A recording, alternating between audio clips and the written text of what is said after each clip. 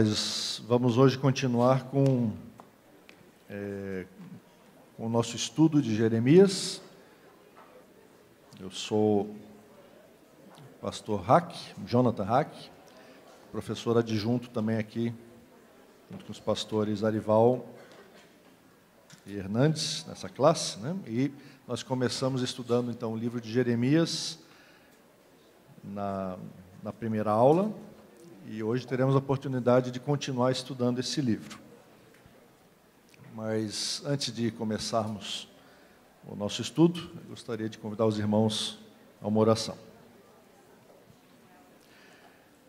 Senhor Deus, queremos nos colocar na Tua presença para estudar a Tua palavra. Pedimos a unção do Teu Santo Espírito para todos nós, para que Tu abras os nossos olhos à compreensão da Tua palavra e principalmente a aplicação dessas verdades a repensar. Mas antes de começarmos a ler o texto, eu gostaria de rever com você que algumas questões da missão de Jeremias lá no capítulo 1. Nós vimos que ele foi chamado por Deus, Deus o chamou para falar tudo o que Deus mandar, e chamou também para destruir o pecado e para edificar a vida. Era uma missão difícil, uma missão impossível, que Deus deu para Jeremias, mas Deus deu a garantia de que era ele quem faria a sua palavra se cumprir, né? Então, isso a gente viu lá no primeiro capítulo, é um capítulo bastante estudado, e então o Jeremias foi chamado para falar às nações e para falar aquela mensagem de Deus para o seu povo e também para as nações. E agora, no capítulo 2, nós vemos a primeira mensagem, ou a primeira apresentação de Jeremias, que vai estabelecer também o tom do livro, né? Como é que ele vai se apresentar. Antes da gente começar ainda a ler o texto, é importante que a gente pense um pouquinho no contexto, pense no que está acontecendo nessa época, né? E você pode deixar aberto aí ou marcado o livro de Jeremias, porque nós vamos ler o capítulo 2 hoje, na sua quase totalidade, e dá uma olhadinha lá em 2 Reis 21, se você quiser entender o contexto, né? Então, 2 Reis 21, 22, 23, e dali para frente, esse é o contexto de Jeremias. Do versículo 9 de 2 Reis 21, o autor sagrado afirma o seguinte: Manassés de tal modo os fez errar, que fizeram pior do que as nações que o Senhor tinha destruído de diante dos filhos de Israel. Então, Manassés era o avô de Josias, do rei Josias, e ele tinha sido um rei muito ruim. Começou a reinar aos 12 anos, reinou 55 anos, mas fez tanta coisa ruim que os filhos de Deus, o povo de Deus, estava pior do que os incrédulos. O versículo 16 daquele mesmo capítulo confirma isso, dizendo assim: além disso, Manassés derramou muitíssimo sangue inocente, até encher Jerusalém de um a outro extremo, afora o seu pecado com que fez pecar a Judá, praticando o que era mal perante o Senhor. Então, a gente vê que a situação estava muito complicada. E por causa desse pecado extremo do rei Manassés, dos líderes do povo e de todo o povo, Deus tinha determinado, então, que tinha chegado a hora do exílio. Ele já estava anunciando isso e determinou que não haveria mais chance para o povo. Mas o que aconteceu? Quando o Manassés morreu, o filho dele assumiu o trono, ficou pouquinho tempo, porque houve um golpe de Estado, e logo colocaram Josias para reinar. 2 Reis 22 vai falar sobre Josias, e lá nos versículos 19 e 20, a gente percebe que Josias, na verdade, quando ele descobriu o livro da lei, e descobriu tudo que estava, como o povo andava errado, ele realmente ficou muito preocupado, né? E ele queria fazer alguma coisa para Deus, para mudar essa situação. Então, vamos ler juntos ali, 2 Reis 22, versículos 19 e 20. Na versão Almeida, né? 2 Reis 22, 19 e 20. Deus fala a Josias: porquanto o teu coração se enterneceu, juntos, e te humilhaste perante o Senhor, quando ouviste o que falei contra este lugar e contra os seus moradores, que seriam para assolação e para maldição, e rasgaste as tuas vestes e choraste perante mim, também eu te ouvi, diz o Senhor. Pelo que, eis que eu te reunirei a teus pais, e tu serás recolhido em paz à tua sepultura, e os teus olhos não verão todo o mal que hei de trazer sobre este lugar. Então levaram eles ao rei esta resposta. Então, pelo arrependimento de Josias, por ele ter realmente se quebrantado na presença do Senhor, Deus postergou a disciplina e disse que não vai ser enquanto você estiver vivendo. Mas Josias, então, faz toda uma reforma, você vai perceber isso ali no capítulo 23 de 2 Reis, e volta a celebrar a Páscoa, e o capítulo 23, você vai perceber, no versículo 24 e 25, que ele tenta fazer uma limpa de todos os ídolos, de todas as pessoas que estão fazendo coisas erradas. O versículo 26, lá do capítulo 23 de Reis, diz que Deus não desistiu do furor da sua grande ira. Né? Apesar do que Josias estava fazendo, Deus não desistiu da sua ira. Por quê? Porque a sua ira ardia contra Judá por todas as provocações com que Manassés o tinha irritado. Então, Manassés tinha feito tanta coisa errada, e não só Manassés, mas todo o povo de Deus naquele momento, que Deus já tinha decidido que era necessário fazer uma purificação, era necessário levá-los ao cativeiro para que eles aprendessem a honrá-lo e a temê-lo. Então, podemos voltar lá para Jeremias. Por quê? Porque Jeremias, ele surge exatamente nesse contexto, né? Nos dias do rei Josias, no momento dessa reforma, Jeremias está começando a falar sobre isso. Esse capítulo 2 está aí nesse momento em que está tentando fazer uma mudança na nação, mas, ao mesmo tempo, Jeremias percebe que a mudança era muito externa, muito exterior. No capítulo 3, depois ele vai dizer que Deus fala para o povo que, na verdade, o povo tinha se voltado para ele, mas com fingimento, né? Fingidamente. Então, Jeremias está trazendo uma mensagem dura, uma mensagem profética, de acusação, de juízo para Deus, para o povo de Deus, porque o povo de Deus não estava se comportando como devia. O povo de Deus foi chamado para viver na presença de Deus, para ser luz para as nações, para poder dar um testemunho através da sua vida, através da revelação que recebe de Deus, e para que pudesse impactar as demais nações, levar as nações a querer adorar a Deus também. No entanto, como a gente viu lá, o Manassés tinha feito tantas coisas erradas que o povo de Israel estava fazendo coisas piores do que os outros povos. Né? Infelizmente, essa é uma realidade que a gente pode aplicar facilmente à igreja dos nossos dias. Né? Muitas igrejas, muitos irmãos, às vezes têm agido de uma tal maneira que têm se portado pior do que os próprios incrédulos. Então, a mensagem de Jeremias continua atual, continua falando aos nossos corações. Então, vamos começar a ver o capítulo 2, que, como eu falei, dá uma amostra daquilo que está acontecendo no livro e fala principalmente da dor de Deus, da dor pela rejeição. Deus está magoado, obviamente, isso é uma maneira de a gente apresentar a Deus, né? A maneira como o texto apresenta, acomodando a nossa percepção, mas Deus está chateado com o seu povo, Deus está irado por causa da infidelidade e da deslealdade. É isso que nós vamos ver nesse texto.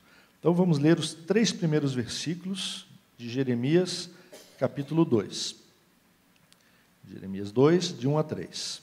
Vamos ler juntos? A mim me veio a palavra do Senhor, dizendo: vai e clama aos ouvidos de Jerusalém. Assim diz o Senhor: lembro-me de ti da tua afeição quando eras jovem e do teu amor quando noivo, e de como me seguias no deserto, numa terra em que se não semeia. Então Israel era consagrado ao Senhor, e era as primícias da sua colheita. Todos os que o devoraram se faziam culpados, o mal vinha sobre eles, diz o Senhor. Até aí. Então, nesses primeiros versículos, Deus está descrevendo a situação como era antes. Está lembrando de como era gostoso o tempo quando Israel o amava, quando Israel o seguia, né? Deus está relembrando do primeiro amor. E nós sabemos que tem um texto, né, lá em Apocalipse, em que Jesus fala a mesma coisa para uma das igrejas, né? Vocês esqueceram do primeiro amor. A gente tem facilidade de abandonar o nosso primeiro amor. E Israel tinha feito exatamente isso.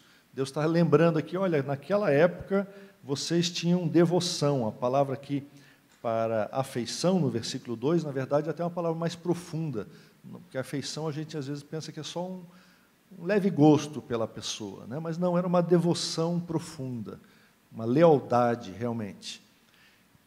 E Deus está até olhando, né? Ou seja, quando a gente vai lá para os textos de Números e vê toda a confusão que teve na saída do Egito até a chegada no Sinai e nos 40 anos que eles andaram no deserto, a gente sabe que não foi um mar de rosas, a gente sabe que o povo não foi fiel e crente e vibrante o tempo todo. Pelo contrário, reclamaram e desobedeceram a Deus e fizeram um monte de coisas.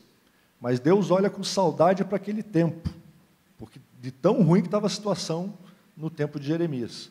Ele diz que estava melhor naquela época. Lá era uma lua de mel, né? Então, às vezes, a gente olha para a nossa situação espiritual e nem sabe que pode ficar pior, né?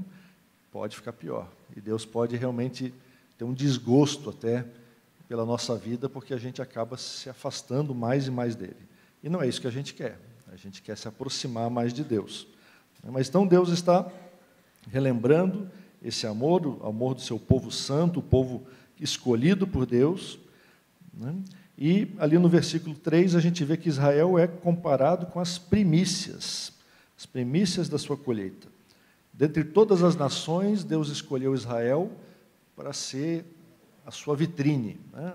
Onde ele ia começar a colheita entre as nações. Ali em Israel, a palavra de Deus foi revelada e Deus estabeleceu os seus mandamentos, Deus manifestou a sua graça para que Israel fosse um povo diferente, para que o povo de Deus fosse diferente e fosse as primícias da grande colheita que Deus queria produzir no mundo.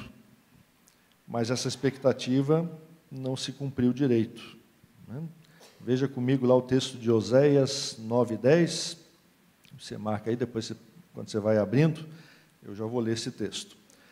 Oséias 9:10 fala assim: achei Israel como uvas no deserto, vi a vossos pais como as primícias da figueira nova. Mas eles foram para Baal-Peor e se consagraram à vergonhosa idolatria, e se tornaram abomináveis como aquilo que amaram. Então, Oséias, que falou antes de Jeremias, também foi bastante duro com o povo e falou dessas primícias e de que Israel, apesar de ser as primícias da colheita de Deus, também tinha abandonado o Senhor. E depois a gente volta a esse texto de Oséias 9:10 também, que tem outra questãozinha importante aí. Mas então vamos prosseguir um pouquinho mais. Vamos ler agora os versículos 4 a 8 de Jeremias 2. Então você pode deixar marcado lá Oséias 9, se você quiser, para a gente vai voltar daqui a pouquinho para ver o finalzinho desse versículo. Mas vamos primeiro continuar com Jeremias 2 e perceber o que Deus está falando agora. Versículos 4 a 8, vamos ler juntos.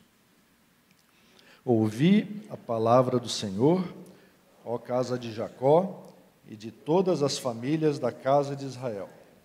Assim diz o Senhor: que injustiça acharam vossos pais em mim, para de mim se afastarem, indo após a nulidade dos ídolos e se tornando nulos eles mesmos? e sem perguntarem: onde está o Senhor que nos fez subir da terra do Egito, que nos guiou através do deserto, por uma terra de ermos e de covas, por uma terra de sequidão e sombra de morte, por uma terra em que ninguém transitava e na qual não morava homem algum? Eu vos introduzi numa terra fértil, para que comesseis o seu fruto e o seu bem.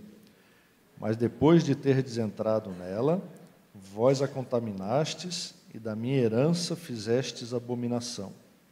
Os sacerdotes não disseram: onde está o Senhor? E os que tratavam da lei não me conheceram. Os pastores prevaricaram contra mim. Os profetas profetizaram por Baal e andaram atrás de coisas de nenhum proveito. Então, Deus fala da situação anterior, que ele tinha saudades daquele primeiro amor, e agora traz uma palavra para Jeremias, uma palavra dura, uma palavra que fala de abandono, de ingratidão, né, de deslealdade, nesses versículos aí do capítulo todo. Então, Jeremias começa apresentando esse diagnóstico, e lá no versículo 5, observe, ele diz que todos estão incluídos, todos pecaram, os vossos pais, né? Então ele está falando tanto para os filhos quanto para os pais, né? Lá no versículo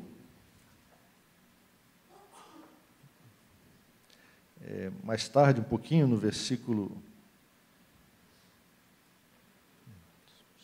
só um pouquinho aqui, no versículo 4, ele vai falar de todas as famílias da casa de Israel, né? Então, abrangendo tanto os pais, quanto os filhos, quanto os netos, todas as gerações, abrangendo todas as famílias por toda a extensão da nação de Israel, ele tem essa mensagem, porque todos pecaram, todos estão se afastando de Deus, né? E os israelitas estão, de alguma maneira, culpando Deus. Nós vamos ver isso mais adiante, ali no versículo 29 e no 35, eles estão dizendo que Deus é culpado da situação, que Deus os tem abandonado. Por isso que Deus pergunta: que injustiça vossos pais acharam em mim? Eu não fiz nada errado, Deus está dizendo. Eu estou cumprindo a aliança, eu estou sendo fiel. E vocês estão dizendo que eu que abandonei e que a culpa é minha de não estar abençoando vocês. É uma percepção que muitos crentes hoje às vezes têm também, né? E Deus está dizendo: o problema não está comigo, o problema está no que vocês estão fazendo. E observe, né, nessa busca pelo culto aos ídolos, pelo culto a Baal, que ele vai falar, veja bem o que diz o versículo 5. Eles se afastaram de Deus, né, indo após a nulidade dos ídolos e se tornando nulos eles mesmos. Eles foram atrás da nulidade dos ídolos e se tornaram nulos eles mesmos. Então, aqui nós temos uma primeira grande lição, um primeiro princípio, que nos remete de volta àquele texto lá de Oséias 9:10, né, que eu espero que você tenha deixado marcadinho lá. Aquele finalzinho do versículo de Oséias fala que o povo daquela época tinha se consagrado à idolatria e se tornaram abomináveis como aquilo que amaram. É o mesmo princípio. Eles se tornaram aquilo que amaram. Jeremias está falando que eles foram atrás dos ídolos que são vãos, que são nulos, e se tornaram também nulos. O Salmo 115, versículo 8, vai falar desse mesmo princípio. É um princípio importante para você lembrar, para você aprender, é um princípio da Bíblia.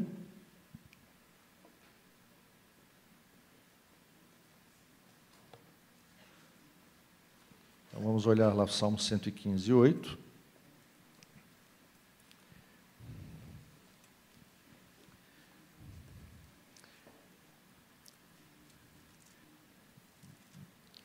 Vamos ler juntos? Salmo 115, 8. Tornem-se semelhantes a eles os que os fazem, e quantos neles confiam. Então, de novo, aqui está se falando que aqueles que confiam em ídolos, aqueles que adoram ídolos, eles se tornam semelhantes aos ídolos que adoram.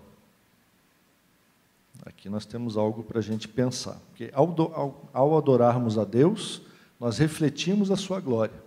E ao refletirmos a glória de Deus e convivermos com Deus, nós nos tornamos cada vez mais semelhantes a Deus. Mas se você volta o seu olhar para outra coisa, você começa a se tornar parecido com essa outra coisa. Por isso que você tem que prestar atenção para onde você está olhando. Quem é o foco da sua vida? Quem que está dando a direção? Se nós adoramos ídolos do consumismo, do dinheiro, do sexo, do poder, tantos ídolos que nós temos hoje, nós nos tornamos assim também. Nós nos tornamos consumistas, nós nos tornamos produtos de consumo, nós exploramos os outros, nós nos tornamos como as coisas que nós olhamos e admiramos. Então, a gente precisa parar para pensar nessa questão, porque é uma questão importante, e é isso que estava acontecendo com Israel. Eles estavam indo atrás de ídolos vãos, né? A palavra aqui é uma palavra de vaidade, né? Similar àquela lá de Eclesiastes, que fala da fumaça, da vaidade. Eles estavam indo atrás de coisas fúteis, coisas que não perduravam. E muitas vezes a gente tem feito isso. Muitas vezes a gente vai atrás de coisas que não têm sentido, que não vão perdurar, que não são eternas. Por isso Paulo fala para a gente considerar as coisas lá do alto, as coisas que são eternas, que vão perdurar, porque as outras são passageiras e a gente às vezes gasta muito tempo correndo atrás das coisas que não perduram. Mas vamos para frente aqui no texto, versículos 6 e 7, Jeremias então começa a lembrar, como a gente leu, o que Deus tinha feito. E Deus está falando com o povo, dizendo assim, olha, vocês não estão nem lembrando de mim, não estão nem perguntando onde é que eu estou.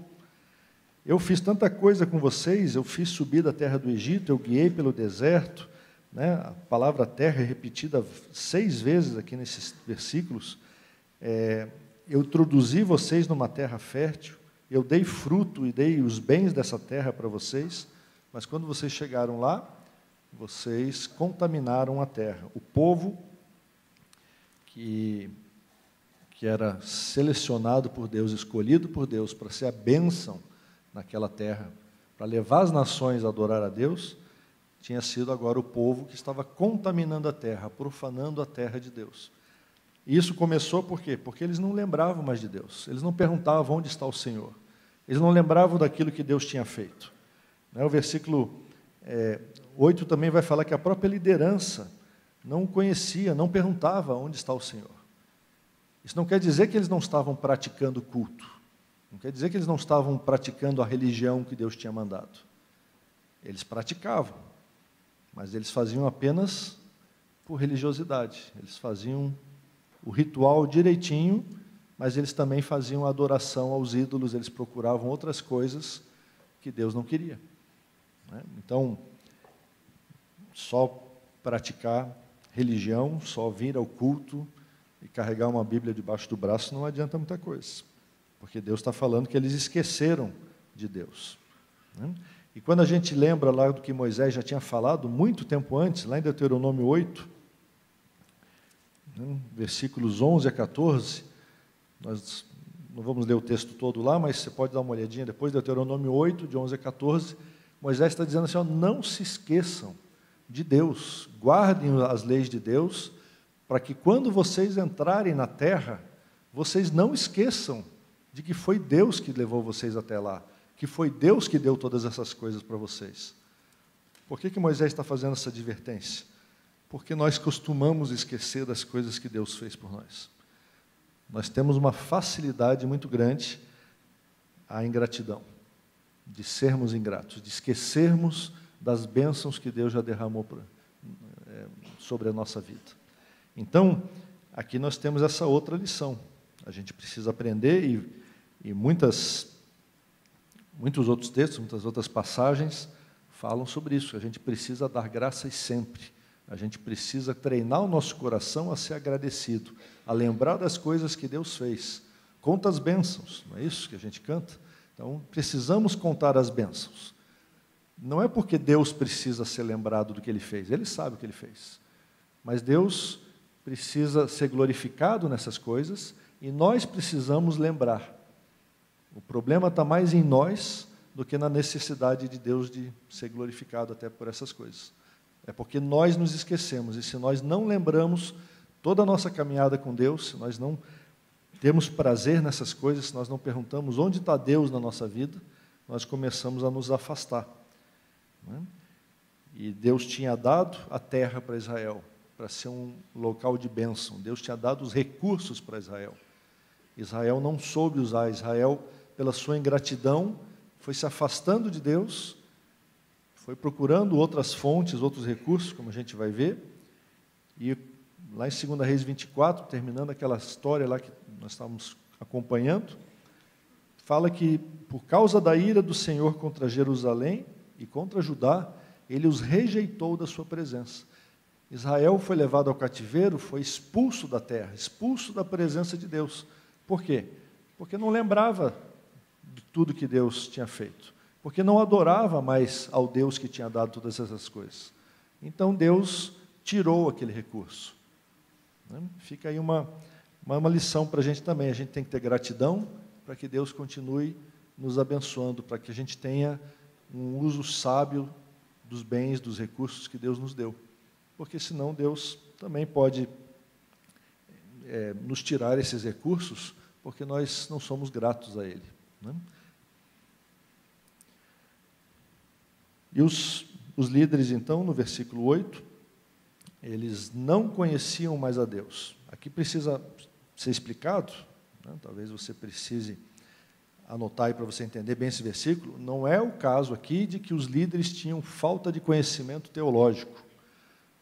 Não é o fato de conhecer intelectualmente a Deus que está sendo discutido aqui. Eles sabiam sobre Javé, eles sabiam sobre a lei de Deus, mas quando Deus está falando aqui que eles não me conheceram, quer dizer que eles não estão obedecendo às minhas leis.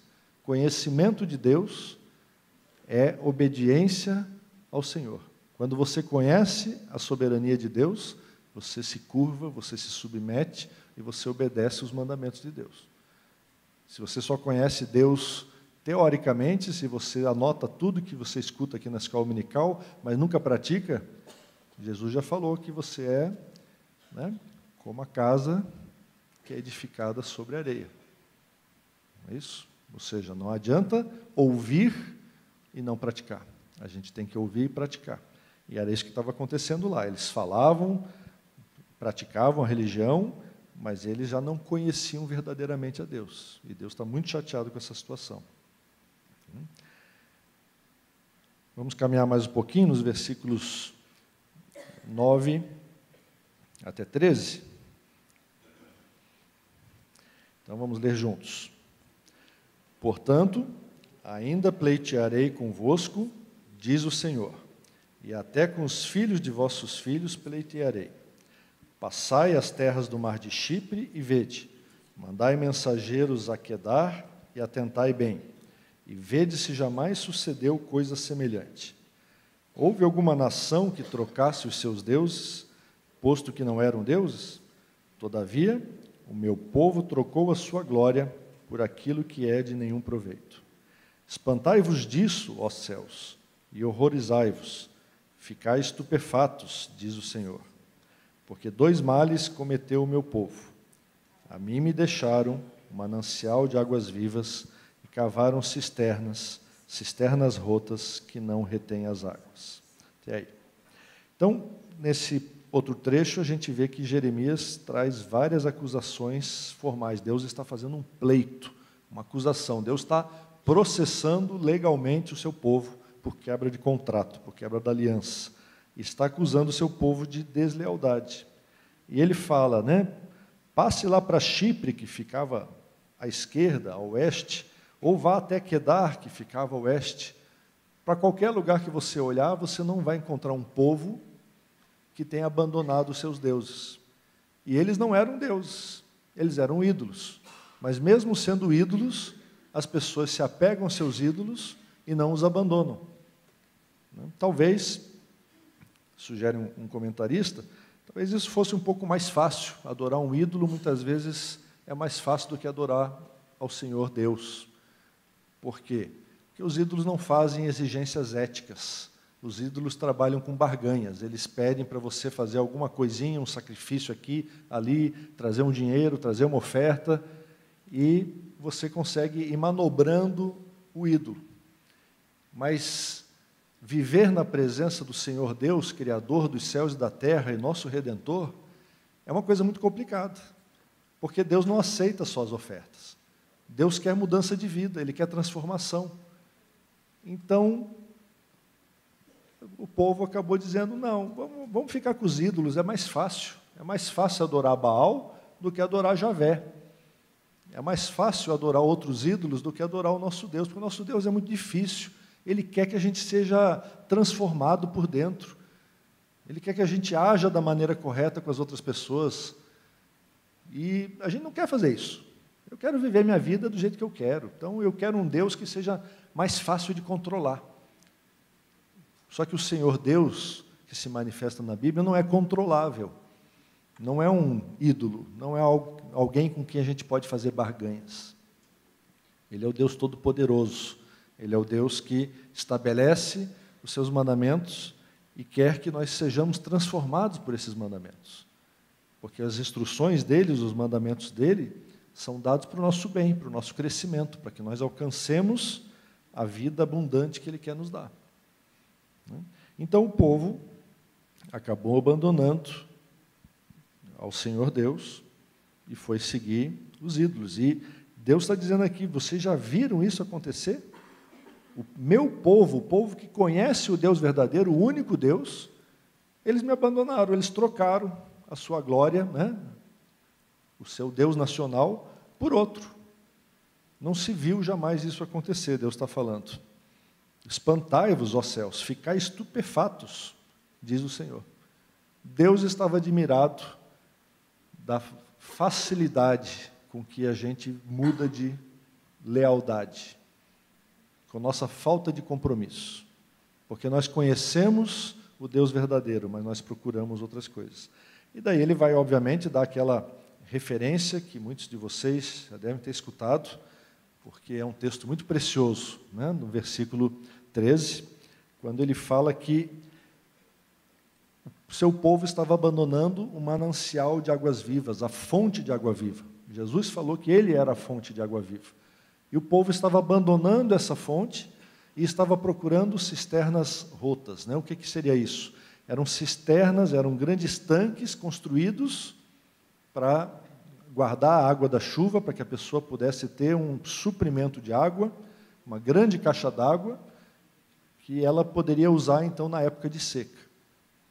Mas, às vezes, quando a pessoa construía essa caixa, esse tanque, a rocha se partia, ou havia um pequeno terremoto, e aquele tanque ficava, então, com uma rachadura, e a água escoava toda e ia embora.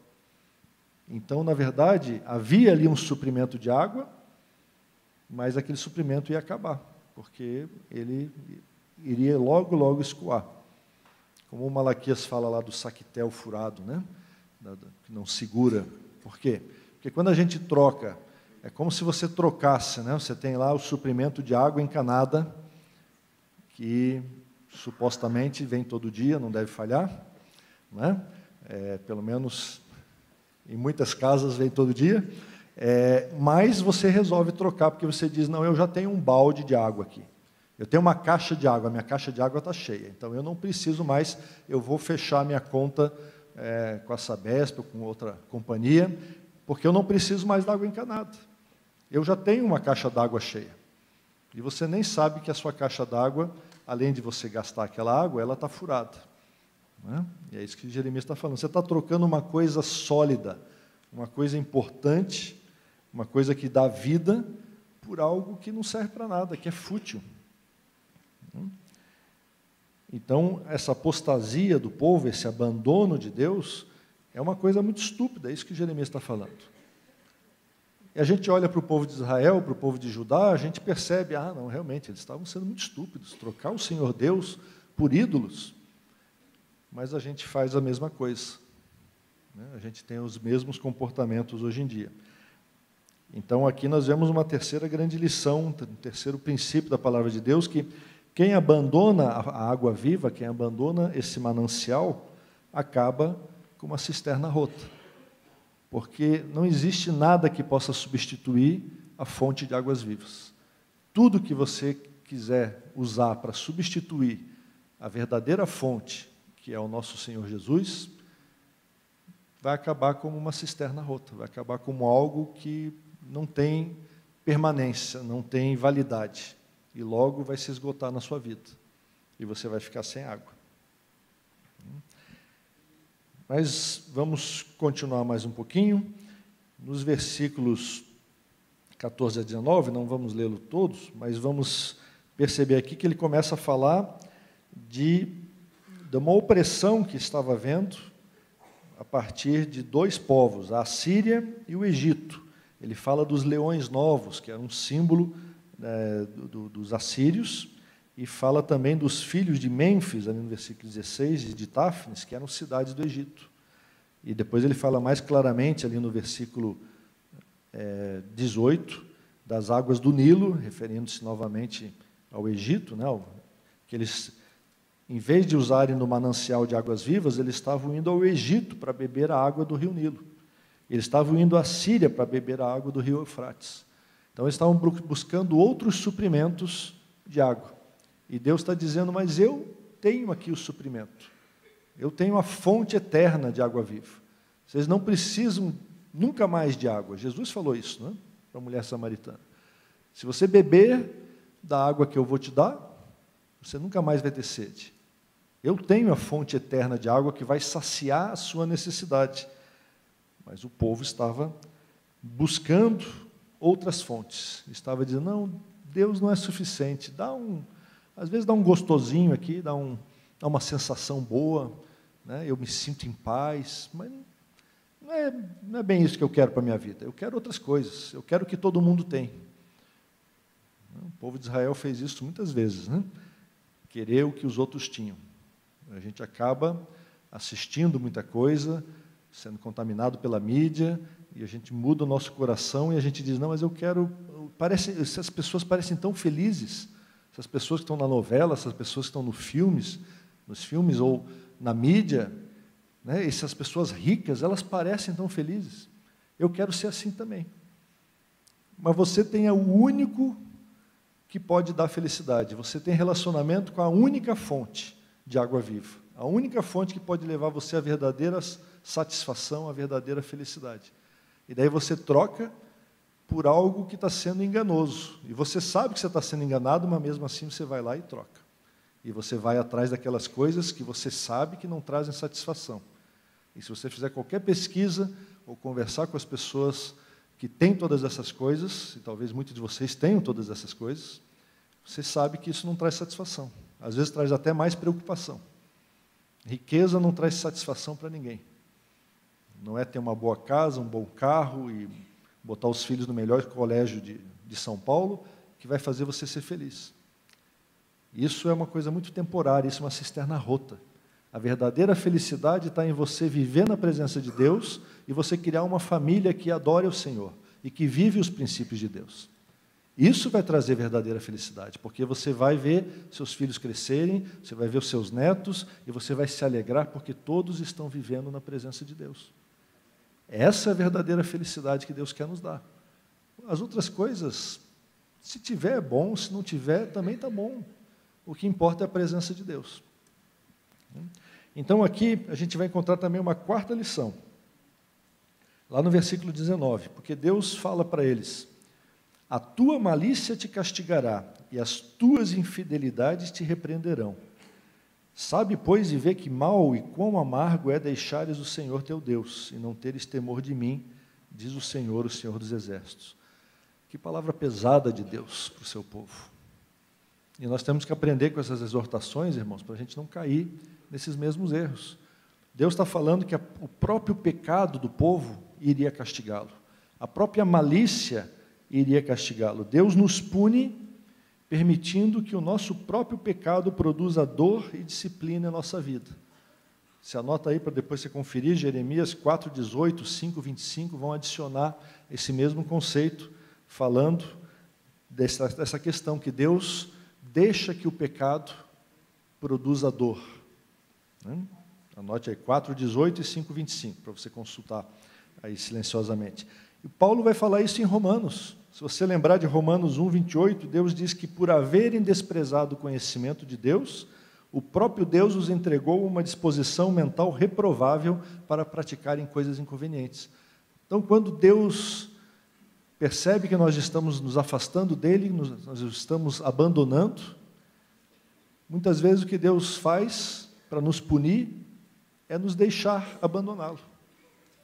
Parece que Deus precisava fazer mais coisa para nos punir, mas só isso já é suficiente. Porque quando nós ficamos separados de Deus, quando nós ficamos afastados e fomos entregues a nós mesmos, nós acabamos só fazendo burradas, né? Só errando na vida. Porque se nós não tivermos a direção de Deus, se nós não tivermos o Espírito Santo nos guiando a cada momento e nos ajudando a tomar decisões sábias segundo a vontade de Deus, nós vamos tomar decisões erradas. Porque o nosso coração é enganoso, o próprio Jeremias vai falar mais tarde. Então, quando Deus se afasta de nós, porque nós nos afastamos dele, ele nos entrega a nós mesmos.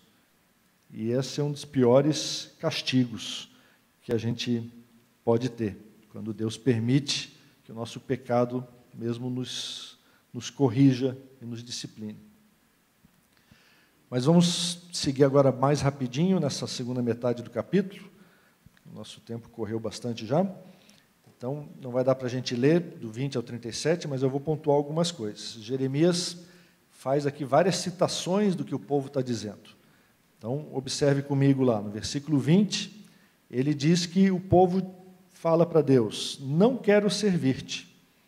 Então, o povo está afirmando claramente que não quer servir a Deus. Mas lá no versículo 23, Deus pergunta: como é que vocês dizem, não estou maculada? Então, nesse momento, o povo está dizendo que é inocente, que não está com pecado. Mas lá no versículo 25, eles dizem: é inútil, eu amo os estranhos e após eles irei. Observe como o povo é volúvel. Uma hora diz que é inocente, uma hora diz que vai se rebelar contra Deus mesmo. Lá no versículo 27, eles dizem a um pedaço de madeira: tu és meu pai, e a pedra, tu me geraste. Mas quando chega a angústia, eles dizem para Deus: levanta-te e livra-nos.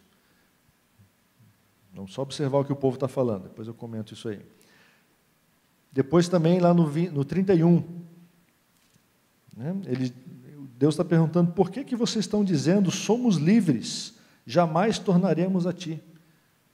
Então você vê que algumas frases do povo são frases de rebeldia, de completo descaso com Deus. Outras frases são de protestar a inocência e dizer: Deus, nós não fizemos nada errado. Lá no versículo 35 eles falam claramente isso: estou inocente. E no final do versículo: não pequei.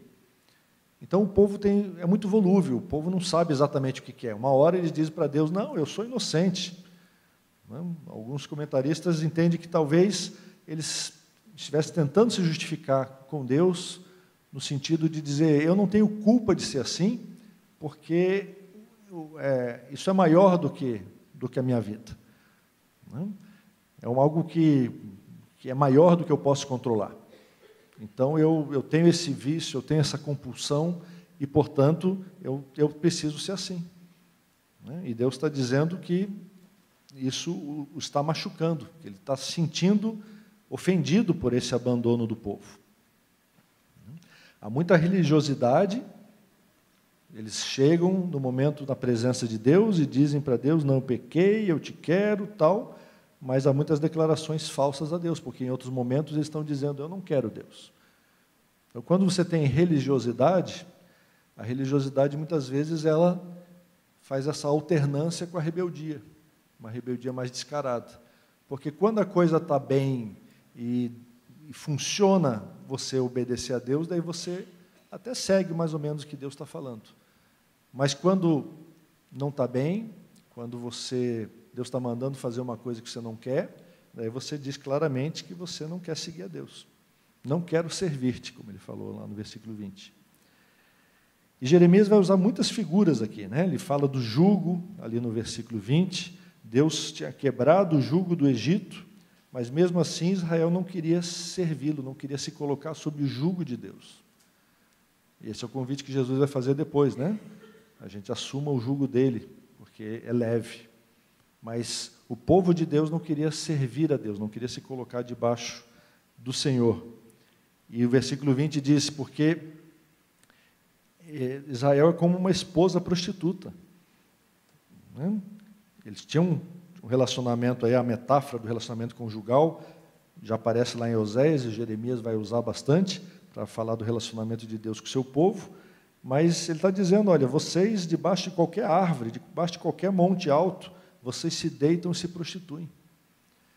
Né? Aqui é uma metáfora do adultério espiritual, mas tem uma certa conotação física também, porque os ritos de fertilidade que eram praticados naquela época envolviam uma prostituição cultual, envolviam relações sexuais feitas durante o culto.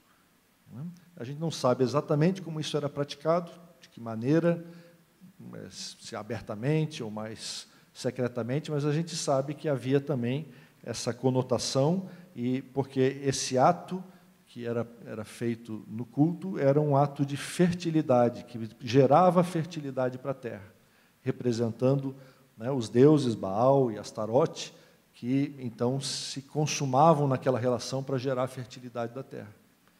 Então, em vez de eles se voltarem ao Deus Criador, que podia dar facilmente fertilidade para a terra e dar todas as bênçãos que eles precisavam, eles iam atrás de uma solução carnal, medonha, e estavam se prostituindo em toda a montanha e toda a árvore. Eles iam atrás dessas coisas. No versículo 21, Jeremias compara o povo com uma vinha. Isaías vai fazer isso depois. E Deus diz, eu plantei vocês e vocês eram uma semente tão boa, como é que vocês saíram uma planta tão degenerada? Vocês cresceram e viraram uma coisa horrorosa. Era para sair uma vinha bonitinha.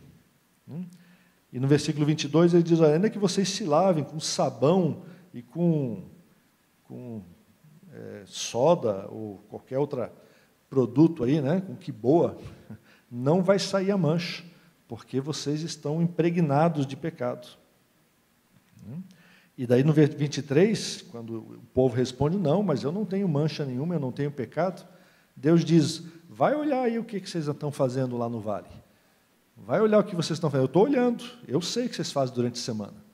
Não vem me enganar agora aqui no culto, não dizendo que vocês são bonzinhos, se eu estou vendo o que está acontecendo. Vocês são como uma dromedária nova que fica zigue-zagueando pelo deserto.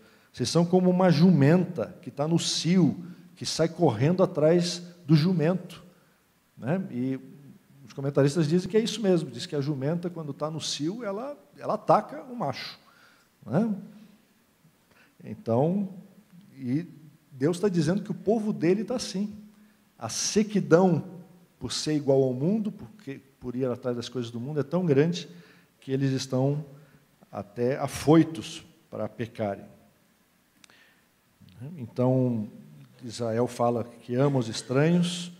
Versículo 26, Deus fala do ladrão, diz que a vergonha deles é como de um ladrão pego no flagrante, né? Porque eles são insinceros, como a gente já vai ver no 27 e 28, e ele diz lá no 30, eu castiguei vocês, mas vocês não aceitaram a minha disciplina. Deus mandou profetas, mas a vossa espada devorou os profetas, como um leão destruidor. Então, Jeremias vai usando várias e várias imagens e metáforas, a linguagem dele é muito vívida, para tentar explicar o que está acontecendo. No versículo 31, Israel fugiu de Deus. Deus pergunta, será que eu fui um deserto? Ou fui uma terra que está na escuridão? Por que vocês estão dizendo que estão livres de mim? Como se eu fosse um peso, como se eu fosse uma opressão. E o povo de Deus estava feliz, porque tinha abandonado a Deus, estava dizendo, nós estamos livres de Javé. Nós estamos livres do Senhor Deus.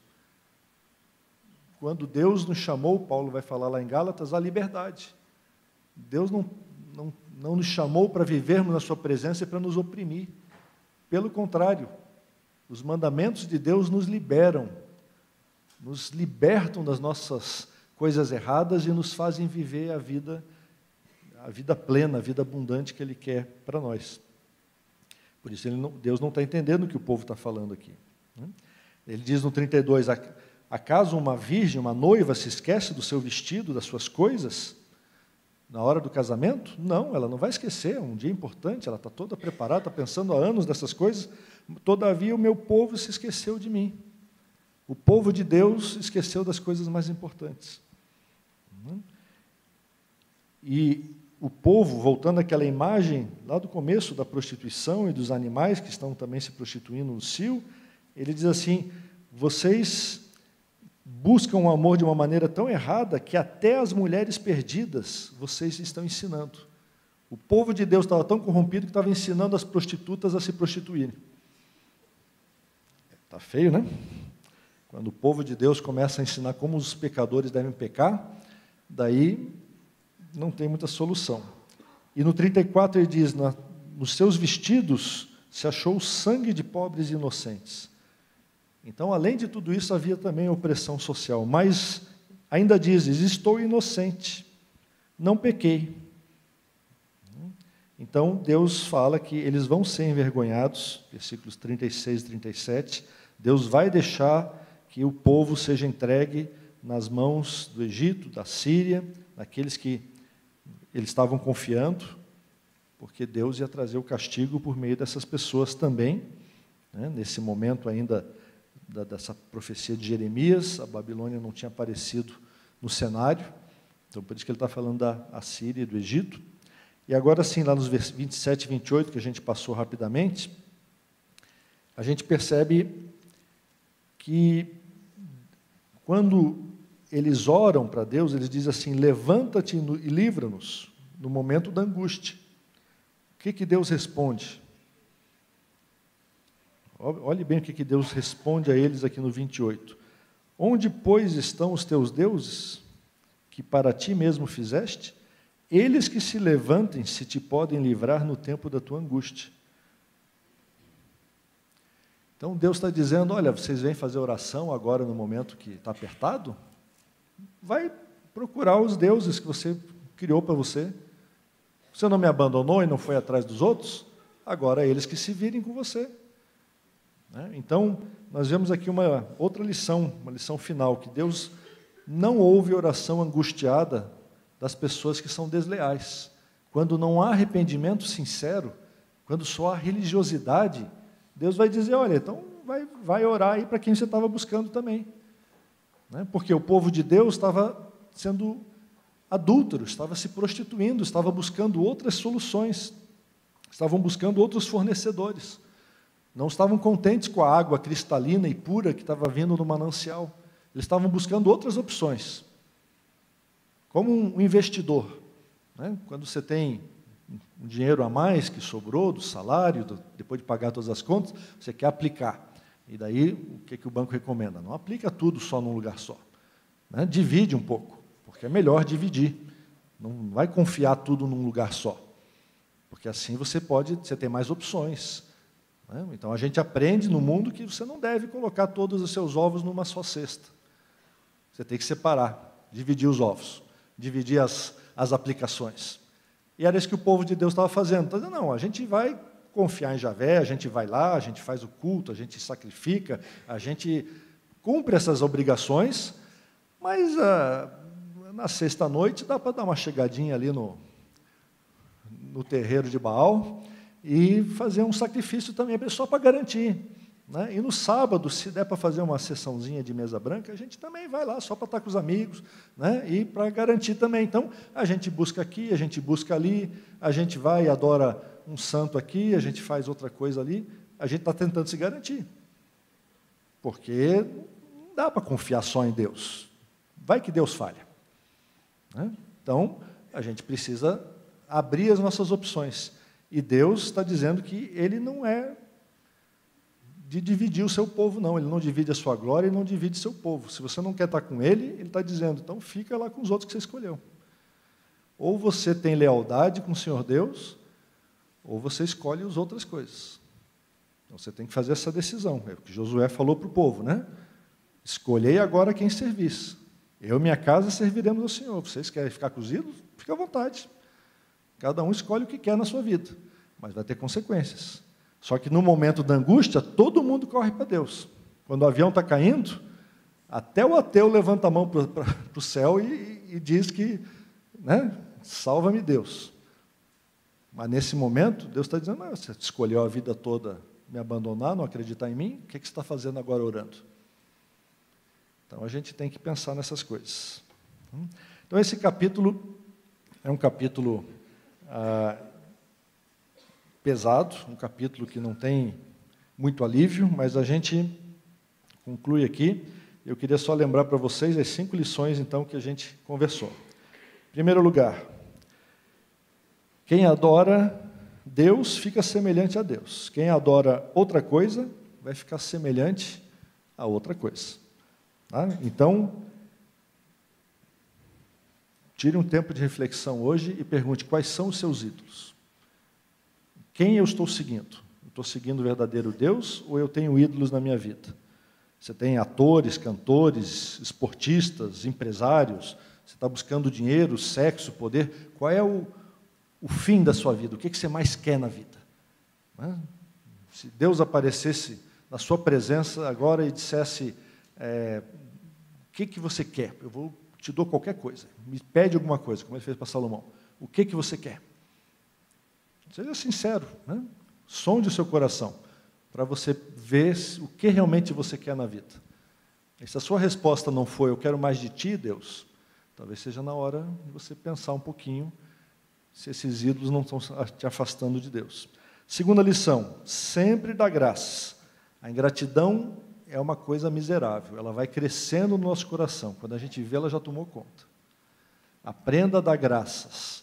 Ensine os seus filhos a darem graças. Dê você graças o tempo todo por aquilo que Deus fez na sua vida, para você não chegar ao abandono de Deus.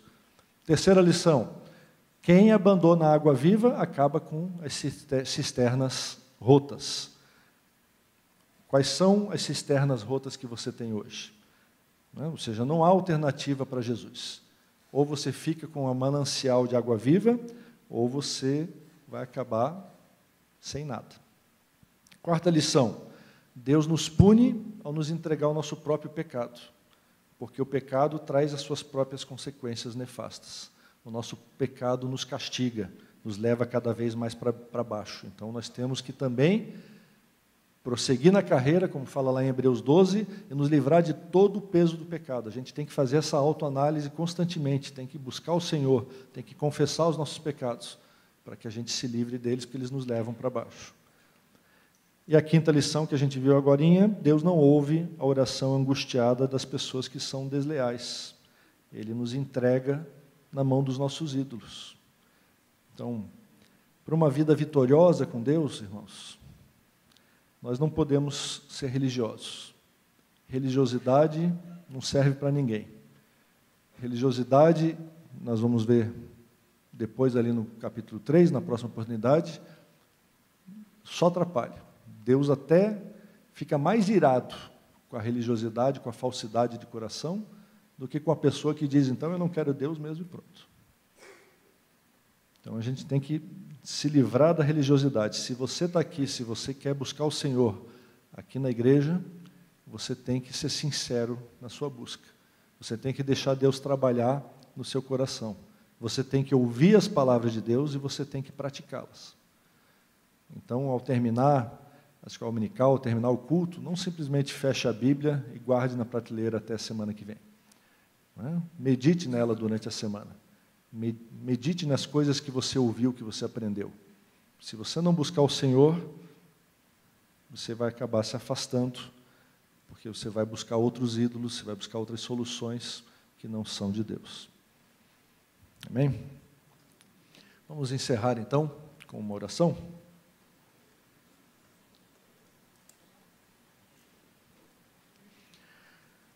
Senhor Deus, com humildade nós nos colocamos na Tua presença, diante de Ti, e pedimos misericórdia. Misericórdia, Senhor, porque confessamos que somos pecadores. confessamos que muitas vezes temos te abandonado, muitas vezes buscamos outros ídolos, buscamos outras soluções que o mundo nos oferece, buscamos outras soluções porque o nosso coração não quer te servir em alguns momentos, mas quer fazer o que deseja, e nós seguimos essa nossa tendência pecaminosa. E nós pedimos que tu venha nos transformar, Senhor, através do teu Santo Espírito, que tu toques na nossa vida agora, em todos aqueles que estão aqui escutando, naqueles que acompanham à distância, que tu toque nas nossas vidas, que tu manifestes o teu poder, transformando o nosso coração. Dá-nos desejo de ti, Senhor. Tu és o manancial de águas vivas. E nós queremos beber dessa água cristalina, dessa água que é pura e que sacia a nossa sede. Por isso rogamos que tu continues a operar na nossa vida, que tu continues a tua obra em nós, porque nós queremos nos apegar a ti. Declaramos isso, Senhor, em nome de Jesus. Amém. Muito obrigado, irmãos. Até a próxima.